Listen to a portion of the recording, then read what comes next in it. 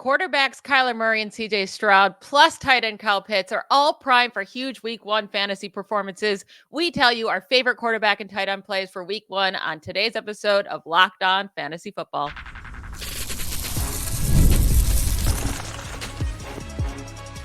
You are Locked On Fantasy, your daily NFL fantasy podcast. Part of the Locked On Podcast Network, your team every day.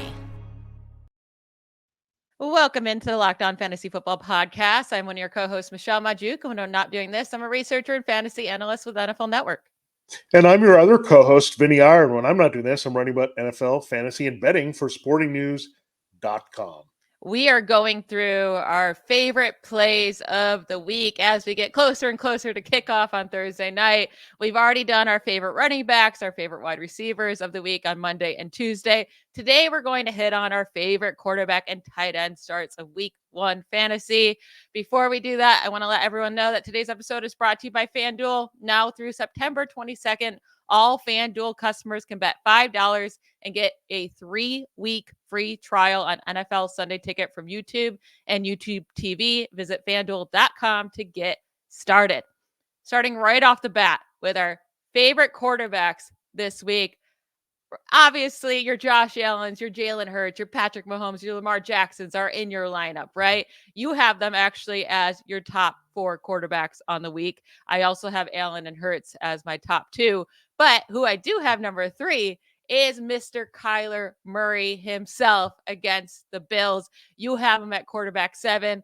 I'm not worried about the Bills defense. I know that they were tough last year against fantasy quarterbacks, but they lost both starting safeties. They lost Matt Milano again to a long-term injury. And the backup who came in last year from Milano is now on the Jaguars. That's Tyrell Dotson, or actually on the Seahawks. He left in free agency. So they lost a lot of pieces. Plus Leonard Floyd, their top sack leader last year. So I think Kyler Murray is going to do just fine eating up this Bills defense in a high-scoring matchup this week. Yeah, and the Bills should destroy the Cardinals defense, so there should be a lot of garbage points here for Kyler Murray running around in the second half, making plays. He want to get the ball to his new weapon, Marvin Harrison Jr. The Bills will also be vulnerable here without Milano, with Trey McBride working in the middle of the field. So whether it's running or passing, there are a lot of avenues for Kyler Murray to totally smash it this week, and we like him a lot because, again, his volume is going to be pretty high in this offense. He's going to have to take charge running a little bit more than he would like maybe, but we would like that in fantasy. And then downfield, he's just going to be a lot more comfortable when he has 2 go-to guys in Harrison and McBride. Yeah, I love him all year long, and especially in week one matchup. Now, moving down the list here, we both have CJ Stroud and Anthony Richardson ranked high for week one. I have CJ Stroud as my quarterback 4, Richardson at quarterback 7. You have Richardson as your quarterback 5, with Stroud as your quarterback 6. So back to back for them. They're playing in the same game, head to head. And I think this is going to be a high scoring game as well. I do have more confidence in the Texans offense altogether than in the Colts, but we know Richardson's going to get it done with his legs. I mean, we saw what he did against the Texans in his only matchup, right? In one half of a quarter, he had already like 18 fantasy points in not even a whole half of a game. So we know what Richardson can do in any given game, and Stroud beat up on the Texans in both his games last year. Yeah, and I would say Kyler Murray, Anthony Richardson, and another guy we'll talk about soon, because of this cheat code ability and the offense they're in, aren't going to be in the running for that top QB. And they're going to have a pretty high floor week in, week out. And that's kind of why I have those usual suspects in the top 4, Allen, Hurts, Mahomes, Jackson, because they're going to get you the points you need, even in tougher matchups, right? They're going to be consistent. They'll have spikes in better games. Well, I think this cheat code also can help you there with Richardson. So, again, Richardson Stroud, I agree with you. This looks like a game where there's going to be some points, go back and forth. This is one of the games I feel comfortable. One of the few games I feel comfortable with the over coming out of the gate, because there's some issues with both defenses coming together right away, right? I think they both have promise here. But, yeah, I like Stroud and Richardson going back and forth. We want that type of game here between the 2 second-year QBs, and I think we'll get it. Yeah, I think Stroud's going to have a huge game. I mean, last year, like I said, he destroyed them. Average 324 passing yards per game over those 2 games, nearly 9 yards pass yards per attempt, 114 passer rating with 4 touchdowns and 0 interceptions during that time. And the Colts like defense hasn't changed, right? You could say things change from year to year, but the Colts pretty much kept their exact same defense, Yeah. same coordinator. All they added was Leatu Latu, who I do like him, and I think he's going to be a good edge rusher, but I don't think that's going to make the difference that all of a sudden they're able to shut down this Texans offense. So expect a huge week from CJ Stroud. Now, with Jayden Daniels, let's keep going down our list here because he makes both of our top 10s in his NFL debut, right? We're saying we're not worried. He's my quarterback 8, your quarterback 9, and he gets the Buccaneers this week. So tell me why you feel comfortable throwing him in right away and not waiting at all to see what he looks like. Yeah, I think there's going to be a little bit of mystery here for Todd Bowles and the Buccaneers defense trying to figure out exactly what Cliff Kingsbury is going to do with Jayden Daniels. I think they've shown some of it, obviously, that he has a big arm and they're going to use his athleticism all the way through the red zone. So they know that. They're going to try to stretch the field as well. Look at this Buccaneers pass rush. They're trying to rebuild it, right? Long gone are the two guys that did a lot of damage here over the years, Jason Pierre-Paul and Shaquille Barrett.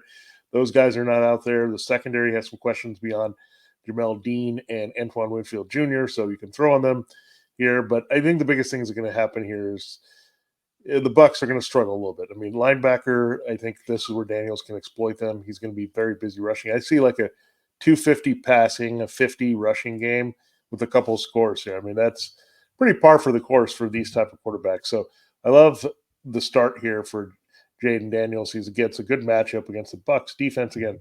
Not that same scary Bucs defense from a few years ago.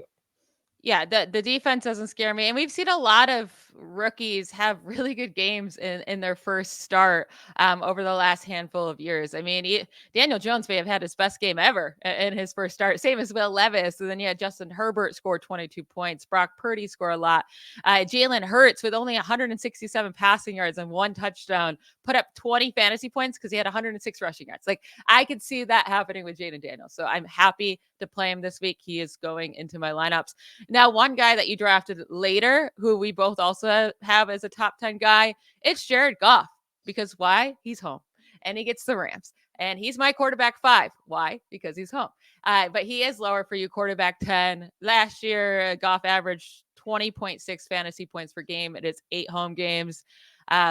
He has all of these weapons coming back, and some of them coming just to their second season, right? With Sam Laporta and Jahmyr Gibbs. Amon-Ra St. Brown got paid. Jamison Williams is supposed to be better now. And last year in the wild card round, it wasn't a huge game for Goff, but also Sam Laporta was dealing with that hyperextended knee. Didn't really do much that game. So I just expect Jared Goff to go off at home in a nice matchup. Yeah, I just don't have him above some of those runners that we have. I mean, that's where I want to be a little bit careful, right? I have Jayden Daniels there a little bit above as well. So I think almost we need to start ranking these quarterbacks in 2 different kind of buckets, right? It's the Jalen Hurts, Josh Allen bucket, and then you have the Patrick Mahomes bucket, right? What in relation to these passers produce as pocket guys in relation to Mahomes? So it's kind of interesting. This rushing yard, just the way the numbers translate, it's going to be hard for a Jared Goff to crack a little bit higher than that any given week. I also think that the Rams can be run on, right? So I think without Aaron Donald, I think the Lions can do that. That's kind of their signature thing. I see Jared Goff having a solid game. I don't necessarily see him in a spectacular game, but it could create volume here for Matthew Stafford on the other side. But the matchup is good enough. I'm just not going to be excited to play him. It's a fine QB1 that you can play that you took a little bit later, and probably not in that top 10, but you still might get the top 10 production this week.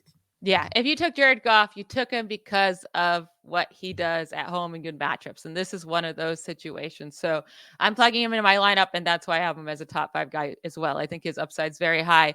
We're going to get into our favorite tight end starts of the week. And then later in the show, we'll give you our favorite streaming quarterbacks and tight ends. In case you're already looking for a guy to play, that might be on waivers. Maybe your starter has a really bad matchup or is dealing with an injury or something like that. So we'll get into all of that right after we hear from one of our sponsors. You've heard us talk a lot about FanDuel, America's #1 sportsbook. Well, we have something a little different for you. Now through September 22nd, all FanDuel customers can bet $5 and get a 3-week free trial of Sunday NFL Ticket from YouTube and YouTube TV. Then with a YouTube-based plan, you'll be able to watch every regular season Sunday afternoon out-of-market game. All you need is a Google account and a current form of payment, and you can cancel anytime. If you have not had the chance to watch NFL Sunday Ticket, obviously on Sunday, you need to take advantage because, oh my goodness, it's everything. It's what I look forward to on Sunday is just getting all the games right there available for me to watch, especially the red zone. I have up so many different screens. It's an amazing way to watch NFL Sunday. But looking at week 1 game odds on FanDuel, I am loving the New York Giants to cover the spread at plus 1.5 points at home against Sam Darnold and the Vikings. I personally expect the Giants to win the game. So the fact that they're getting points makes me very eager to jump on this bet. Again, that's the Giants to cover the spread at plus 1.5 points against the Vikings. To place your NFL bets for the weekend, just visit fanduel.com and get all those bets in because the football season's starting. Download America's #1 sportsbook today.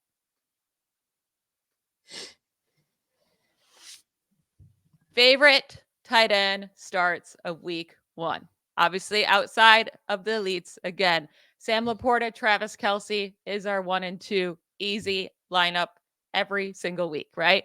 Mark Andrews, I have him at 3, you have him at 5, you're playing him. Now, you do have George Kittle at 4. I have him down at 8. But again, if you're taking the chance on George Kittle, you drafted him. He's kind of just a must start every week because you never know when those spike weeks are going to be, right? Now, this is another guy you're going to start every week, but we really, really like him this week. And it's Kyle Pitts against the Steelers. You have him at tight end 3. I have him at tight end 4. I think the Steelers are going to have a nightmare disaster of a try to stop Pitts this week. Yeah, I think they'll move him around well. And look, they're still trying to figure out how to get the ball to these guys here. Kirk Cousins and Pitts have had some pretty good chemistry. They're going to bring along the deep threat. Thing is, the deep threat is not going to be a big factor in this game, right? Because the pass rush is going to be coming after Kirk Cousins. He's going to have to get the ball out of his hands quickly here. So Kyle Pitts working in the middle intermediate part of the field, as well as Bijan Robinson on checkdowns, are going to be a big part of what they want to do, more so than trying to push the ball downfield to Drake London. So I do like that a lot. Kyle Pitts, I think, will be unlocked more than we've seen in a while since his rookie season, probably. So I like that a lot. And this could be a start of a big year. Now, it was a tough debate in a lot of drafts. Kyle Pitts and Dalton Kincaid, which first-round pick was going to really come through here. Pitts a few years older, Kincaid coming into year 2. Now, we also have him very high. I have him at tight end 7, but you have him at tight end 5. Is this just, again, a product of this Cardinals matchup where really there's not much to cover? So I guess we're going to trust here the target that we think is going to see the most action. Yeah, I mean, the Cardinals last year allowed 8 receiving touchdowns to tight ends. That was tied for the second most in the NFL. Allowed the 5th most receiving yards per reception to tight ends. We know Kincaid can get those targets down the field. And we saw his target share increase in the second half of last season. I fully expect him to be utilized more. And even like in the postseason, he led the Bills with 104 receiving yards in the postseason with 8 receptions and a touchdown as well. In there, I think moving forward, Kincaid will be that dude, right? I did mention on the wide receiver show, I'm happy to also take a shot on Keon Coleman this week.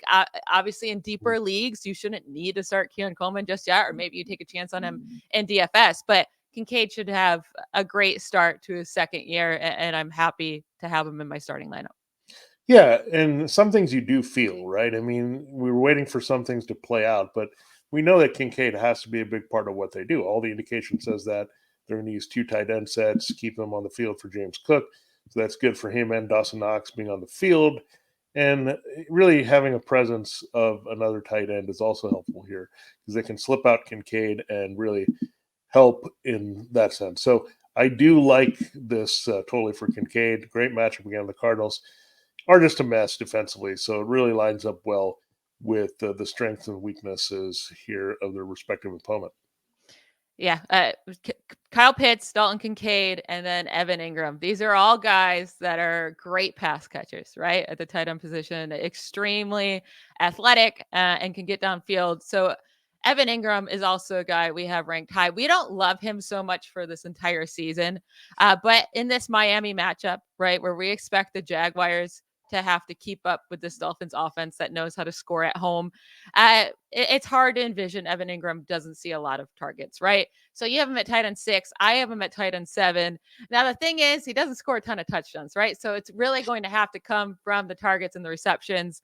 But the Dolphins did allow the 5th most fantasy points to tight ends last year, 7th most receptions, 6th most receiving touchdowns. So maybe he get in. And you'd think Jalen Ramsey is going to like lock down the, whatever side he's on for the wide receivers.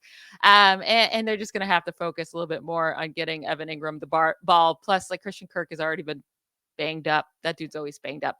But yeah, I expect a nice solid start from Evan Ingram this week. Yeah, I think the middle of the field is going to be the key again for Trevor Lawrence, because not only do you have Jalen Ramsey back there, but now you have Kendall Fuller. So this is really the strength of the Dolphins defense at this stage, is those two guys. They're breaking in kind of a Raven style offense here. So that secondary, or defense, I should say. So that secondary is going to be tough. But inside, I mean, Kader Kahu's an okay nickelback, but Christian Kirk and him might be kind of matching up pretty well here. So that should open things up for Ingram for sure. Again, I see it somewhere like a 6 for 70 type day for Ingram. I could definitely see that. Probably not finding the end zone, those. Look, he had monster games last year where he didn't sniff the end zone. So they just don't throw to him there that often. Yeah, unfortunately.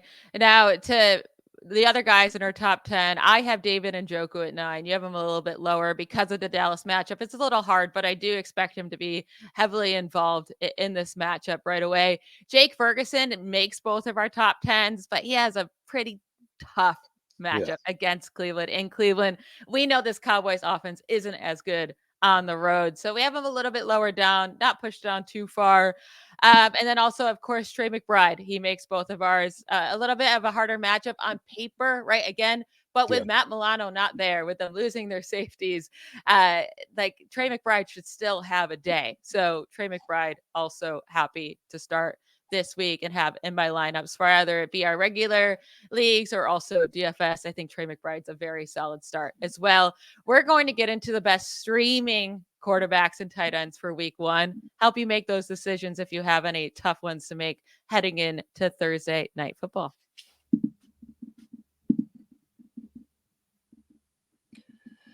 This episode of Locked On Fantasy Football is brought to you by eBay Motors. Passion, drive, and patience. These are the things that are key in the formula for winning championships. Also what keeps your ride or die alive. eBay Motors has everything you need to maintain your vehicle and level it up to peak performance. Superchargers, roof racks, exhaust kits, LED headlights, and more. Whether you're into speed, power, or style, eBay Motors has got you covered. With more than 122 million parts for your number one ride or die, you'll always find exactly what you're looking for. And with eBay Guaranteed Fit, your part is guaranteed to fit your ride every time or your money back. Because with eBay Motors, you know you're burning rubber, not cash. With all the parts you need at the prices you want, it's easy to make your car the MVP and bring home huge wins. Keep your ride or die alive at ebaymotors.com. Eligible items only. Exclusions do apply. eBay Guaranteed Fit is only available to U.S. customers. All right, Michelle, let us close the show and look at some of the back-end QBs and tight ends you want to look at in your lineups this week. So a lot of good stuff there that you can use when you're playing the streaming game. So we'll dive right into it. Let's look at the quarterbacks first. So if there's a guy on one side usually putting up numbers, there has to be a guy on the other side putting up numbers. So those are the first two choices here. So let's start first with Baker Mayfield. I have him as QB 15. You have him as a QB 1, startable in 12-team leagues as QB 12. So what do we like about this Mayfield matchup besides how much we think Mike Evans is going to smash it? I mean, yeah, that's really what it is, right? If we were predicting the other day that Mike Evans could get into the end zone twice, then Baker Mayfield's probably going to have a really solid day. The Commanders were the best defense for fantasy quarterbacks to play against last year. I know they've made some changes, but I still don't expect it to be great. We also had Chris Godwin as a solid wide receiver, like a low wide receiver 2, wide receiver 3 play. You like Cade Otton. I mean, if all of them are going to have a good game, right? Baker Mayfield has to have a good game. And we saw a lot of good games from Baker last year. He had that high upside, especially towards the end of the year. I mean, from weeks 14 through the playoffs, it was 20 points, 29 points, 20 points, 17, a terrible week 18, and then put up 27 fantasy points in the wild card round. So like Baker can have big games. And I think this is going to be one of those. Yeah, and everyone's looking at the change in offense coordinator. Will Dave Canales leaving?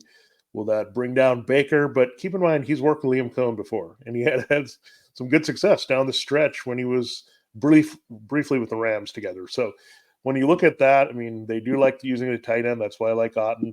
Matchups are really good across the board for not only Evans and Godwin and Otton, but also getting Rashad White involved in the passing game. So there are a lot of avenues here for Baker Mayfield to do well, on top of maybe being in a little bit of a sneaky shootout there with Jayden Daniels, yet another Heisman winner he's battling. He seems to always be battling other Heisman winners. Now, Matthew Stafford did not win the Heisman, but he's winning a spot in our top 13 this week. I have him exactly at QB 13. You have him at QB 11. Who's he playing? He's playing Jared Goff. Where is he playing? Back in Detroit.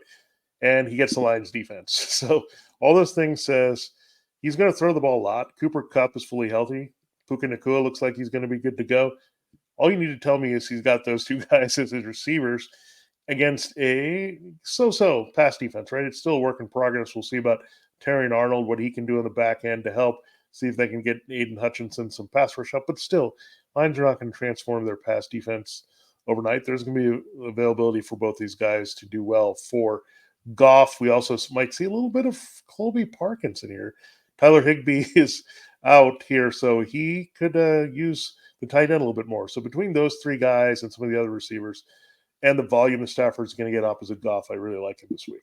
Yeah, so would you rather go with Stafford or Mayfield? I mean, I guess in your rankings, you're going Stafford here. I think both are good plays. I think the big question here is, do you get cute enough and play a Mayfield or a Stafford over? Because these are some guys you drafted, right? Brock Purdy, he gets the Jets in week 1.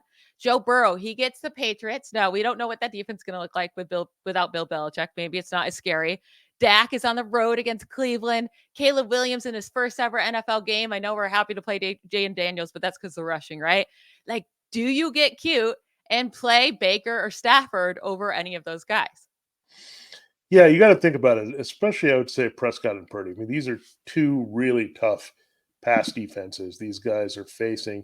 At least Purdy's at home, so that makes them feel a little bit better. We'll see what that Trent Williams situation is, even though however it goes, right, he could be rusty or they could go after him. The pass rush is going to be tough no matter what for Brock Purdy. So those type of pressure matchups haven't always worked his way. The Browns are just nasty against the pass. They just don't allow all that much there. They were the number 2 pass defense. So Jets and Browns were 1-2. So if you're looking at that and maybe some low-scoring games, and keep in mind the Cowboys defense and the 49ers defense are good too. So it could be some low-scoring ugliness in those games. But that says I want to be attached to a game that's going to go off potentially. So I trust Stafford a little bit more than Mayfield because I trust Jared Goff a little bit more than Jayden Daniels, right? So that's a little bit of a difference here that I'm pretty sure Stafford is going to be playing from behind, where I think Mayfield versus Daniels could be a pretty even back and forth game. That's true. That's a good point. I won't be surprised if Mayfield finishes ahead of Stafford, but I do have Stafford one spot ahead of Mayfield. So I'm with you. I'd go with Stafford. He's my quarterback 11 this week. Now, 2 other guys that are possible streamers, right? Like if you're in a 2 quarterback league or you're looking at a solid DFS play that's cheap, Geno Smith versus the Broncos and Daniel Jones versus the Vikings. I know that sounds gross, but Daniel Jones in both his career games against the Vikings, I mean, it's been fantastic. So maybe that's like the one team he can face that he does well, right? Even in that playoff game, he put up over 375 total yards and 2 touchdowns. But also with Malik Neighbors, I just expect him to be pretty good. So I think in this Vikings matchup, this is a solid week to play Daniel Jones in DFS or in a 2 quarterback league. And then Geno Smith, we've been talking about all these Seattle Seahawks weapons all week long is guys we like to play, and DK Metcalf and JSN and Kenneth Walker, I guess, could steal some touchdowns. But if we're excited for the Seahawks offense, and Geno Smith becomes then an option to play in fantasy. Yeah, it's funny. These are the 2 guys that got paid just a couple years ago, coming off good fantasy seasons that we didn't see coming, right, in 2022. Then We started to trust them in 2023. That was a mistake. So now we don't know what to do with them. We have them as back end QB2s. I think we're a little bit nervous on both fronts, right? I mean, Daniel Jones has not given us a lot of inspiration coming off the knee injury yet in the preseason, but we know he can run around, and in the end, he can put up numbers that way. They do lose Saquon Barkley, so Jones might have to take off and run to help Devin Singletary a little bit more. I don't love this game in terms of scoring, the Vikings and Giants, but I think there can be some yardage to be had here, and I think Jones can at least get one touchdown with some good rushing numbers to support his passing. So that makes him somewhat viable. Neither is all that attractive. I think Geno Smith, keep in mind, I don't expect the Seahawks to struggle too much. I think their defense is going to play well for Mike McDonald. They'll probably want to run the ball up tempo a little bit. So Geno Smith's going to have to put up his points early. So again, I just want to take a wait and see approach because I think not for maybe just me, but all fantasy managers maybe want to just see what they do after disastrous seasons last year and just trying to rebound to keep their jobs at this point. And it's funny, Drew Lock was behind Geno Smith, and now he's behind Daniel Jones. So everyone wants to have Drew Lock or Sam Howell in there for these teams, and so we got to watch that as well at some point this season. I will say with I think I'm the only person supporting Daniel Jones at this time, left. So I might just have to go all in on him in week 1 for DFS because I'm probably the only person that would even consider playing him. So that might have to be my strategy this week. Now at the tight end position, there might be a lot of people out there looking to stream this, right? Maybe you punted the position. Maybe you didn't take a guy till really late, or you took Brock Bowers and you don't feel comfortable playing him in his first NFL game until you see his usage and how, all of that. There are some guys out there that you could get. Now, Taysom Hill is available in some leagues. He was drafted in a bunch of them as well. But if he's out there, we really like him this season. And also this week against the Panthers, who allowed the most scrimmage touchdowns to running backs last season. That's what Taysom Hill basically is, right? He's not really a tight end. He's basically a running back that can also throw the ball. So in that case, with the tight end position, I have him at tight end 11 this week. You have him at tight end 12. It's always going to come down to the touchdowns for him, but I could definitely see him scoring at least one this week. Yeah, I think he's going to be involved too because Juwan Johnson is not there at tight end. So they're going to need him in that, I guess, quote, traditional role. Maybe we have some more wrinkles here.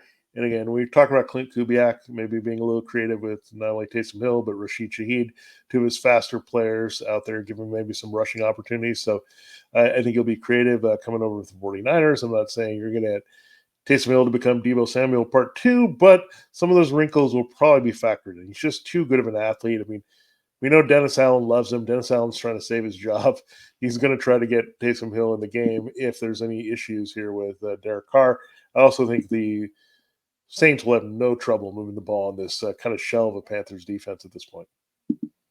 Yeah, so I think Taysom Hill's a really solid play. Now, Hunter Henry, if you want to go with a more conservative, I guess, approach here against the Bengals, we have them both ranked relatively high for where Hunter Henry will probably be ranked most of the season. You have him at tight end 13. I have him at 14. The Bengals allowed the second most fantasy points to tight ends last year, second most receiving yards to tight ends. And Hunter Henry had big weeks last year, right? He was a top 3 fantasy tight end in 4 weeks. That was the same amount as Sam Laporta and Travis Kelce had.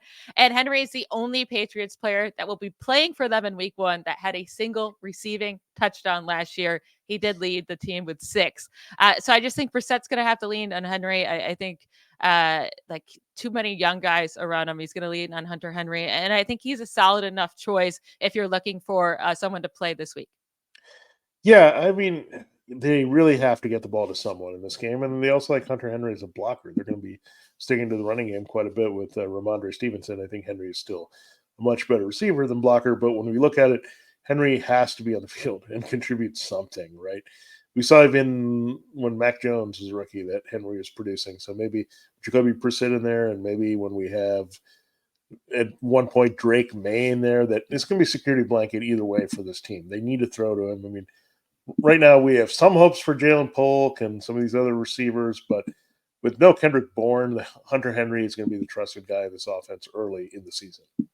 Yep, absolutely. And then to give you 2 more guys to name, and more for DFS than actually ever feeling brave enough to put them into your lineups. But your flyer for week 1 is Cade Otton. Of course it is. You love that man. You have him at tight end 14. Mine is Greg Dulcich. You can make fun of me too, because I apparently love that man. But against the Seahawks, The reason I like Dulcich is because he still has the opportunity to be a top 2 target on the Broncos in any given week. We don't know who the number 2 target is yet.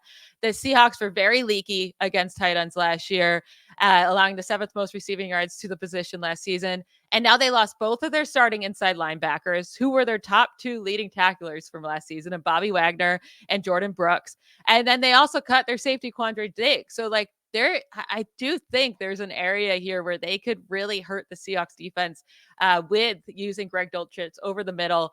And then also, like we're saying, the Seahawks are going to put up all these points, right? And easily beat up on the Broncos. They're going to have to pass a lot throughout the entire game to try to keep up, like especially towards the end of the game if they're trying to make a comeback. So I think he's a solid play in full PPR leagues. Yeah, he became a little bit more interesting once the team cut Tim Patrick, right? And then they had to move up Marvin Mims behind Cortland Sutton. So you're right. The key for Dulcich is going to be, can he establish himself as a third target on this team? Maybe mixing the running backs a little bit, Julian McLaughlin and Javonte Williams doing some of that. But that's the key for Dulcich. Are they going to treat him like that kind of slot receiver de facto here to help, as Mims has to maybe play a little bit more on the outside with no Patrick? So it'll be interesting. Again, this is the Broncos offense that we won't get the whole picture until they're out there on the field a little bit. So you might as well take a shot on some of these guys. I think he's a great tournament play, right? Greg Dulcich, put him out there. He's on the cheap. You can load up the rest of your team, and you could really do it here with Dulcich there. Now, Cade Otton, look, it's not just I like the player, but the scheme should be a little bit more tight end friendly this year with Liam Cohen. I mean, again, when they had some receiver injury issues with the Rams, Liam Cohen made Tyler Higbee the number 1 target. So this team is still figuring out a few things, right? Evans and Godwin are the guys. They do like Jalen McMillan, but then they want to put a lot on a rookie here in the very first game. And again, I think a lot of things are going to open up here. Again, no Cameron Curl in this game. That's pretty big. I mean, he moved on to the Rams, so that's a good cover safety that's out of there. So they got to use the middle of the field better. That's the bottom line here. And they're going to do that with Godwin in the slot. Might as well do it with Otton as well down the seam. Listen, he runs a lot of routes. He has a lot of opportunities. He's clearly not very good because he never gets targeted, but he does have the opportunities. So we'll give it to him there. And this is, again, why Baker Mayfield should have a big week, right? Like so many of these weapons we expect can get it done against the Commanders. That is it for today's episode and all of our, top players this week. Tomorrow's episode, we're going to get into our least favorite plays across the fantasy landscape for week 1. Don't miss it. We want to thank you all for making Locked On Fantasy Football your first listen every day. Enjoy your evening, everybody. Bye, y'all.